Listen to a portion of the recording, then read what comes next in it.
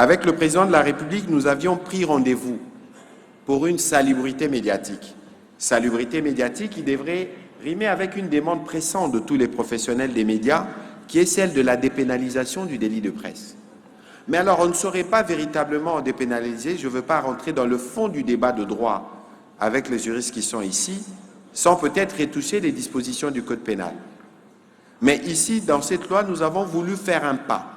C'est pour ça que dans la section 3, au sujet du droit de réponse et des rectifications, il est dit que toute personne, toute entreprise qui est lésée par un média, avant de saisir la justice, vous devez ressaisir ces médias-là, proposer votre droit de réponse et que ce droit de réponse doit être publié en l'état.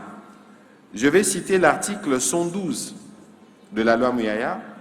La publication du droit de réponse ou de rectification constitue réparation à l'égard de la personne lésée. En cas de refus de publication du droit de réponse ou d'une rectification, la personne lésée est en droit de saisir les instances judiciaires pour réparation. Et donc, Monsieur le ministre d'État, c'est sur ces mots que je vais terminer, mais je ne saurais terminer sans insister sur la nécessité par vous ou à travers toutes les structures qui rendent la justice ici, de prendre en compte dans leur arsenal de textes la loi Mouyaya que j'ai mentionnée si haut, spécifiquement dans les traitements des dérapages qu'on enregistre dans les secteurs de médias. Parce que, fort malheureusement, lorsque vous arrêtez un journaliste, c'est comme un crash d'avion. Lorsqu'un avion crache quelque part dans le monde entier est au courant. Lorsque vous arrêtez un journaliste, quelles que soient les motivations ou les mobiles de son arrestation, lorsque cela est entendu, on dit qu'il y a une restriction des libertés. Et parce que les journalistes ont le prestige d'avoir un travail qui leur permet de critiquer, mais un travail qui ne leur permet pas de recevoir de critiques. Parce que facilement, toute critique peut être assimilée à une tentative de musellement des médias, ce qui entache la démocratie.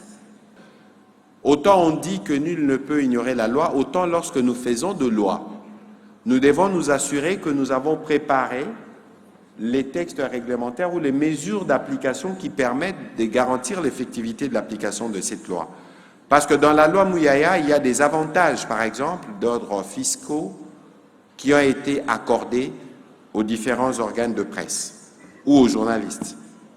Mais pour qu'on y arrive, il faut qu'il y ait des arrêtés entre moi, pour certains, les collègues des finances, ou peut-être un décret du Premier ministre qui doit fixer les modalités pratiques, par exemple, qu'on peut appliquer au taux des quotités et des montants des redevances, des licences d'autorisation applicables, par exemple, aux médias associatifs. Nous savons tous que les pays est grand et que les médias associatifs arrivent à couvrir l'étendue du pays et que, par le rôle social qu'ils jouent en termes d'information de la population, l'État a la responsabilité de leur garantir un certain avantage. Qu'on ne vous trompe pas, dans tous les pays du monde, pour la plupart des cas, surtout lorsque vous regardez spécifiquement des médias publics, ils sont financés à 1000% par les trésors publics et pas seulement.